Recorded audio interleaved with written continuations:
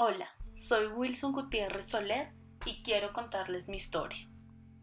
Soy colombiano, provengo de una familia conformada por padre, madre y 7 hijos, de los cuales yo soy uno de los menores. Para inicio de los años 90 tenía una vida digna y con ciertas comodidades. Vivía en Bogotá, en casa de mi suegra, con mi esposa y mi hijo Kevin. Me desempeñaba como mecánico en mi propio taller, tenía un taxi y trabajaba con el remate de carros de los juzgados, razón por la que tenía que viajar constantemente a Venezuela.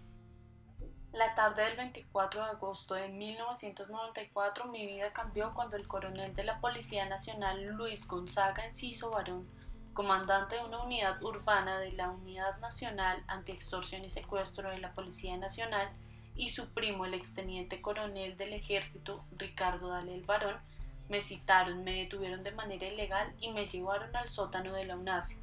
Fui esposado a las llaves de un tanque de agua y sometido a torturas y tratos crueles, inhumanos y degradantes, consistentes en quemaduras en los órganos genitales y otras lesiones graves. Luego de 3 horas de tortura, fui entrevistado por funcionarios de la Oficina Permanente de Derechos Humanos, quienes me dijeron que para salvar mi vida respondiera a todo que sí durante una supuesta audiencia de versión libre sobre los hechos de mi detención por extorsión. No tuve la presencia de un representante legal o de un defensor público. Los miembros de la fuerza pública solicitaron la asistencia de una religiosa. Ese mismo día fui examinado por un médico forense al Instituto Nacional de Medicina Legal, quien constató las lesiones que sufrí durante los momentos de tortura. El 25 de agosto denuncié ante la Fiscalía los hechos del día anterior y el fiscal constató dicha información. Las lesiones se mantuvieron durante los años siguientes y tuve controles por urología, psiquiatría y psicología forense reafirmando los informes. Sin embargo, posteriormente en el peritaje se constató que estos estaban incompletos respecto a las consecuencias reales y al protocolo para casos de tortura.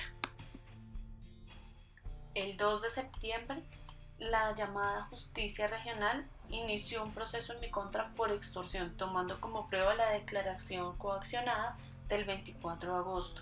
Esto hizo que me dictaran orden de captura, por la cual estuve privado de la libertad y fui absuelto hasta 8 años después, el 26 de agosto de 2002. Allí la Fiscalía cuestionó la legalidad de mi primera detención. El 7 de febrero de 1995, Instrucción Penal Militar inició un proceso contra el coronel Enciso por lesiones, pero consideraron malintencionado e incrédulo mi testimonio y este fue absuelto por falta de pruebas. El 7 de junio, la Procuraduría Delegada para la Defensa de los Derechos Humanos lo investigó nuevamente, pero el expediente fue archivado porque no deben duplicarse los procesos.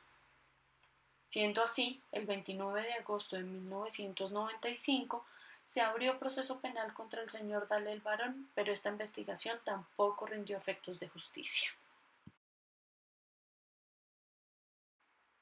El 5 de noviembre de 1999, con la representación del colectivo de abogados José Alvear Restrepo, se radicó ante la Comisión Interamericana de Derechos Humanos una demanda contra el Estado por la impunidad de los hechos y el 14 de noviembre de 2001 fue aprobada.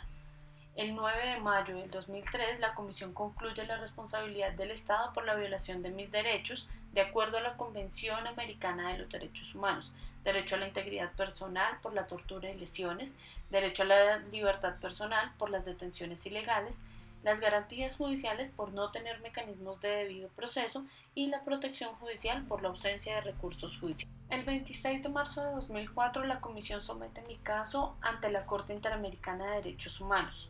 El 10 y 11 de marzo de 2005 estuve junto a mi familia en audiencia pública donde el Estado reconoce su responsabilidad en la violación de mis derechos, y el 12 de septiembre de 2005 se expide la sentencia.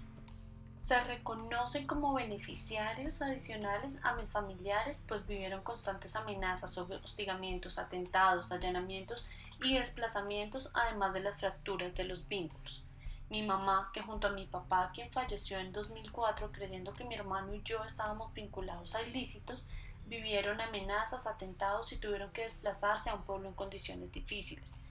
Mi hijo Kevin, que tuvo que mudarse a Estados Unidos con su mamá y su abuela desde los 7 a los 12 años, tiempo en el que me distancié para salvaguardar su vida y solo nos vimos una vez, haciendo que nuestra relación se desintegrara. Él y su mamá me veían como delincuente porque no sabían nada de lo ocurrido.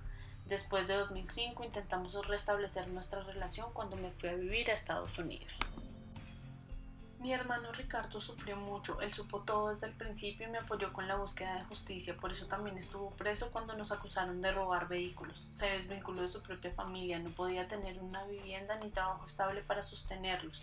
Mi cuñada Jacqueline se mantuvo a su lado aunque su matrimonio se debilitó, pues tampoco entendía las agresiones, temía por sus vidas y vivía preocupada por las dificultades con mis sobrinos, quienes al no contar con estabilidad familiar ni económica, sentían que los había abandonado y desconfiaban de él. No comprendían lo que ocurría, no pudieron estudiar, algunos se fueron de casa, otros tuvieron depresión, otra no hablaba, a uno lo intentaron secuestrar, no tenían una vida común. Por supuesto yo, mi vida ya no fue la misma y sentía vergüenza de lo que me había sucedido, eso afectó mi autoestima, la forma de relacionarme con los demás, especialmente con mi familia, haciendo que ellos sospecharan de Ricardo y de mí. Mi familia se perdió, el vínculo de padres e hijos se perdió, no solamente me quitaron mi propio valor, sino me quitaron mi familia, mis padres. La tortura es algo que no es nada fácil de llevar, más en la forma donde se recibieron y dejaron huella para el resto de la vida. Y es una de las partes del cuerpo donde a uno todos los días le está recordando lo que sucedió, así que no es fácil de llevar con esto, además de sentir toda la angustia por la impunidad en mi caso. Entre los daños reconocidos está el daño material, por todos los gastos que tuvimos para buscar la justicia y las pérdidas de ingresos familiares. El daño patrimonial familiar, por las amenazas, hostigamientos y allanamientos que me obligaron al exilio y afectaron la seguridad de toda mi familia, que por ello gran parte se desintegró. El daño inmaterial, por las secuelas físicas y psicológicas por la tortura, el daño a mi buen nombre y de mi familia, la constante impunidad y las alteraciones de las condiciones de vida mía y de mi familia. Y el daño al proyecto de vida, la impunidad y la falta de reparación del Estado destruyó mi proyecto de vida y el de mis familiares, impidieron que desarrolláramos nuestras vidas y nuestras expectativas personales y vocacionales, así como las fracturas de nuestros vínculos. Gracias por escucharme.